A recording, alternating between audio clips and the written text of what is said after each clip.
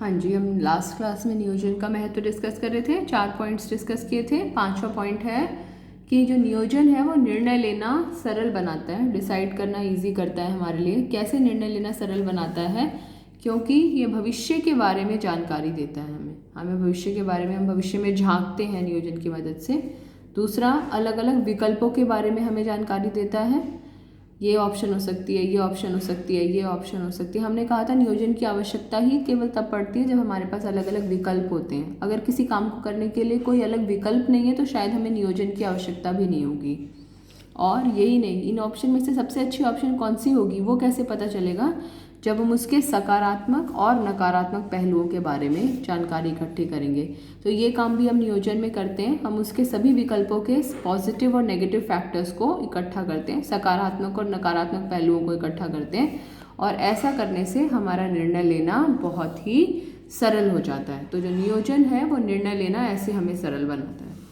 6 point, नियोजन नियंत्रण के लिए मानकों का निर्धारण करता है। नियंत्रण के लिए मानकों का निर्धारण करता है। ये बहुत ही गहरा पॉइंट है।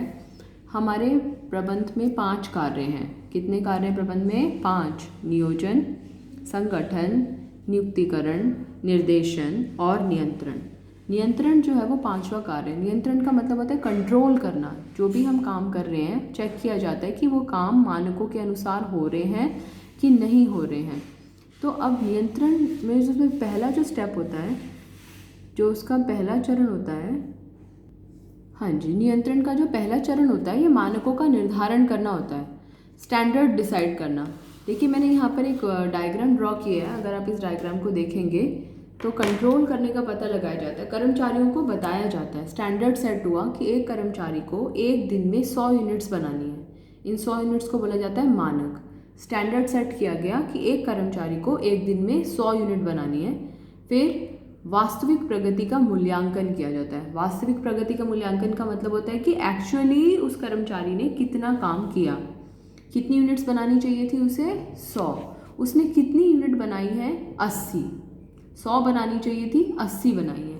जो करना चाहिए था और जो उसने किया, इसके बीच का जो डिफरेंस होता है, इस डिफरेंस को हम बोलते हैं विचलन। क्या बोलते हैं इसको? विचलन। इंग्लिश में डेविएशन कहा जाता है। आपने स्टैटिस्टिक्स में ज़रूर स्टैंडर्ड डेविएशन वर्ड सुना होगा। तो विचलनों का पता लगाया जाता है। अब 100 यूनिट बनानी चाहिए थी, उसने 80 ही बनाई है। ये जो विचलन आया है, ये जो 20 यूनिट का विचलन आया है, इसके क्या कारण हैं? उन कारणों का पता लगाया जाता है।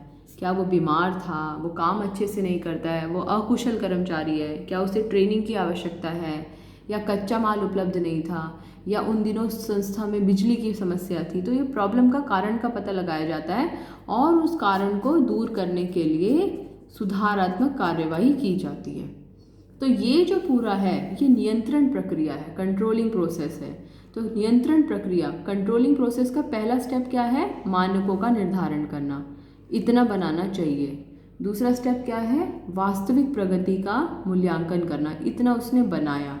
तीसरा स्टेप क्या है? विचलन का पता लगाना, क्या डेविएशन है, और उसके कारण का पता लगाना और सुधार करना। अगर हम इस पूरी पिक्चर में से ये पहला ही सीन गायब कर दें तो शायद हमारे लिए पूरी नियंत्रण प्रक्रिया ही असंभव हो जाएगी। तो नियंत्रण प्रक्रिया को पूरा करने के लिए ये फर्स्ट स्टेप का होना बहुत ज़रूरी है। अब ये मानकों का निर्धारण क्या करना है, क्या वाले प्रश्न का उत्तर जो होता है वो नियोजन देता है। तो ये इस तरीके से रिलेटेड है पॉइंट कि नियंत्रण का जो पहला चरण है मानकों का निर्धारण करना, ये मानक कहाँ पर निर्धारित किए जाते हैं? नियोजन में बनाए जाते हैं। इसलिए अगर ये नहीं होगा, अगर नियोजन नहीं होगा तो नियंत्रण भी संभव नहीं है। ये हमारा 5वां चैप्टर है। मतलब नियोजन अगर हमारा पहला चैप्टर है तो नियंत्रण हमारा 5वां चैप्टर है। उसमें इसको हम दोबारा से डिस्कस करेंगे इन सब चीज़ों को। तो जब हमारा पूरा सिलेबस कंप्लीट हो जाता है तो ये पॉइंट हमें और बहुत अच्छे से समझ में आता है। क्लियर है बच्चों? एक बार दोबारा से 6 के 6 पॉइंट्स रिपीट करेंगे नियोजन के महत्व के, बहुत इंपॉर्टेंट है। पहला फायदा नियोजन का निर्देशन की व्यवस्था करता है प्रश्नों के उत्तर देके। दूसरा फायदा अनिश्चितताओं के जोखिम को कम करता है क्योंकि हम भविष्य में झांक सकते हैं। तीसरा फायदा अतिव्यापित और अपव्ययी क्रियाओं को कम करता है। चौथा फायदा नए नए विचारों को प्रोत्साहित करने में हमारी मदद करता है। 5वां फ़ायदा निर्णय लेने को आसान बनाता है क्योंकि हमें अलग अलग ऑप्शंस के बारे में बताता है। और छठा फ़ायदा नियंत्रण के लिए मानकों का निर्धारण करता है। वीडियो को पॉज करके दोबारा से लिखिएगा और देखिएगा कितने पॉइंट्स याद आए हैं। दोबारा से रिपीट करते हैं। नियोजन के महत्व का पहला पॉइंट, निर्देशन की व्यवस्था करता है। दूसरा, अनिश्चितताओं के जोखिम को कम करता है। तीसरा पॉइंट, अतिव्यापित और अपव्ययी क्रियाओं को कम करता है। चौथा, नवप्रवर्तन विचारों को प्रोत्साहित करता है।